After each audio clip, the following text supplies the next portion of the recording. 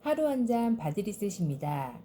우리가 20대, 30대의 몸처럼 안정적인 건강 수치를 되찾으려면 어떻게 해야 할까요?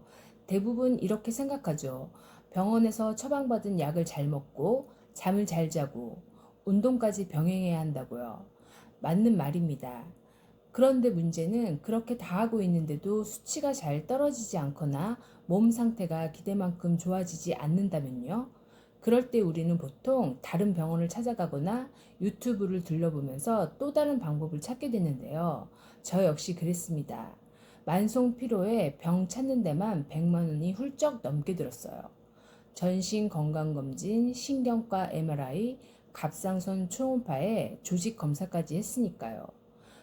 그런데 그렇게 계속 방법을 찾아다녀도 뚜렷한 병명이나 원인을 알 수 없다면 한 가지를 의심해 봐야 합니다.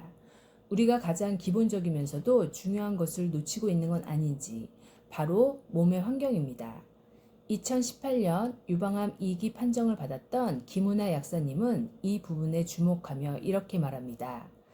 암이 계속 증식하는 환경을 제가 가지고 있다면 항암제를 아무리 해도 잔존 암세포들이 자랄 수가 있습니다. 김은하 약사님은 환자들에게 말하고 있는 게 네 가지가 있습니다. 첫 번째 산성 환경, 두 번째 염증 환경, 세 번째 저산소 환경, 네 번째 저체온 환경. 이것이 바로 암이 잘 자라는 환경입니다. 그래서 약사님이 강조하는 건 산성 환경과 염증 환경을 개선하라는 것입니다. 식이요법을 통해 우리 몸에 있을 수 있는 암세포들이 더 이상 자라지 못하는 환경을 만들 수 있다고 말씀하세요. 이 생각은 이론이 아니라 그녀의 삶에서 시작됐습니다. 김은하 약사님은 위암을 겪었고 아버님은 폐암 4기 진단을 받았습니다. 절망적인 상황에서 약사님은 하나의 질문을 던집니다. 몸이 스스로 회복할 수 있는 환경을 만들 수는 없을까? 그리고 그 답으로 나온 것이 바로 몽땅 주스입니다. 특별한 재료가 들어가는 건 아닙니다. 브로콜리, 양배추, 당근, 비트, 토마토, 사과, 파프리카. 구하기 쉽고 누구나 실천할 수 있는 재료들입니다. 이 채소들이 산성화되어 있는 몸을 알카리성으로 바꿔 암이나 병이 싫어하는 몸으로 바꿔주는 역할을 합니다. 무엇보다 중요한 건 이걸 꾸준히 매일 섭취하는 것.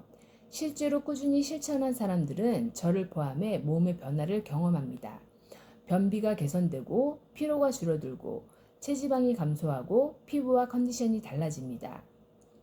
김은하 약사님 역시 유방암을 극복했고 80대 아버님의 폐암 사기도 회복되었으며 지금까지도 온 가족이 매일 이 주스를 실천하고 있습니다.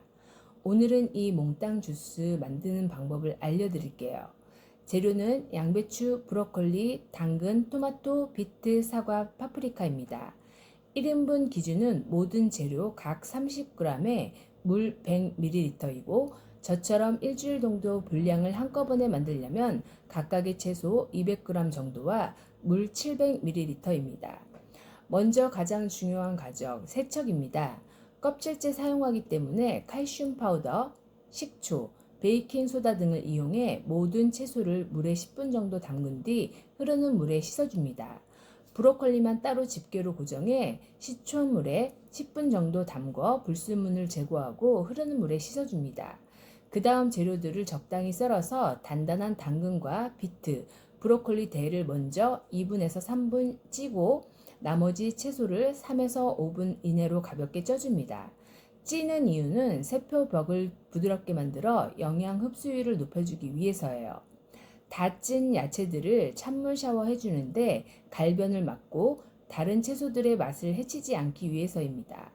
닥터 라이블리 최지영 선생님의 팁입니다. 이제 모든 재료를 블렌더에 넣고 갈면 몽땅 주스 완성입니다. 하루 한 잔 200에서 250ml. 아침 공복에 드시는 것을 추천드립니다. 30분 투자해서 일주일 분량의 건강함을 얻는다면 해볼 만하지 않나요? 여기서 한 가지 중요한 팁, 완벽하게 하려고 하지 마세요. 모든 재료를 다 맞추려고 하다가 지쳐서 포기하는 것보다 한두 가지 재료가 빠지더라도 있는 재료로 꾸준히 이어가는 것이 훨씬 중요합니다. 보관은 3, 4일 정도가 가장 좋지만 공기 접촉을 피해 밀폐 용기에 소분해서 냉장 보관하면 일주일 정도도 괜찮더라고요. 냉장고에 주스가 가득하면 마음이 뿌듯하고 저절로 건강해지는 느낌이 들어요. 오늘도 피부가 좋아졌다는 말을 들으니 더 열심히 만들어 먹어보려고요. 드실 때 엑스트라 버진 올리브유 한 스푼과 정제된 소금이 아닌 천연 미네랄이 든 소금 한 꼬집을 더해보세요. 김우나 약사님은 죽염을 넣어 드시는데 저는 죽염 냄새가 안 맞아서 히말라야 핑크솔트를 한 꼬집 넣어줘요. 여기에 서리태 콩가루를 넣어서 섞어 먹으면 고소하고 맛있어요. 그리고 꿀떡꿀떡 마시는 것이 아니라 씹어서 치매 소화 효소와 함께 천천히 먹는 것이 중요하다고 말씀하세요. 저도 수저로 천천히 씹어서 먹고 있어요. 곱게 갈린다는 이유로 수십에서 수백만 원이 넘는 고가의 블렌더도 있지만 물도 씹어 먹으란 얘기가 있듯이 저는 약간 씹히는 맛이 더 좋더라고요. 제가 쓰고 있는 필립스 5000 시리즈 블렌더는 10만 원도 안 하는데 열일하고 있어요. 3개월 동안 꾸준히 사용하고 건강도 얻었으니 벌써 본전 이상은 뽑은 것 같아요. 여러분도 너무 사양 좋은 것에 비싼 돈 들일 필요 없이 블렌더가 없어서 야채 주스를 못 만드신다면 가성비 좋고 리뷰 좋은 블렌더로 한번 시작해 보세요. 시작이 반입니다. 저는 닥터 라이블리 스무디, 해독 주스, 몽땅 주스를 번갈아 먹는데요. 먹을 때 항상 올리브 오일 한 스푼, 히말라야 소금 한 꼬집, 서리태 콩가루 두 스푼 함께 먹어요. 올리브 오일은 지용성 비타민 흡수를 돕고 포만감 유지에도 도움돼서 다이어트에도 도움이 됩니다. 약사님도 10kg 이상을 감량하셨더라고요. 소금은 야채만 먹을 경우 칼륨과 나트륨의 균형이 깨져 부작용이 생길 수 있기 때문에 적정량의 미네랄 소금을 첨가해 먹는 것이 좋습니다.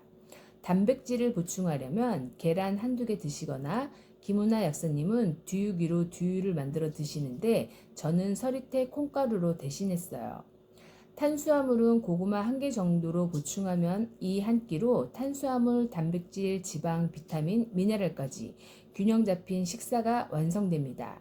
참고로 저는 아침엔 탄수화물까지 먹진 않는데 몽땅 주스만으로도 충분히 든든합니다. 먹는 것이 곧 나를 만든다. 암이나 다른 병이 오지 못하는 내 몸의 환경을 만드는 일. 같이 한번 실천해 보시지 않을래요? 하루 한 잔 몸을 리셋하는 가장 쉬운 방법. 다음 영상에도 알려드릴게요. 구독과 좋아요로 응원해 주시면 힘이 납니다. 하루 한 잔 바디리셋이었습니다.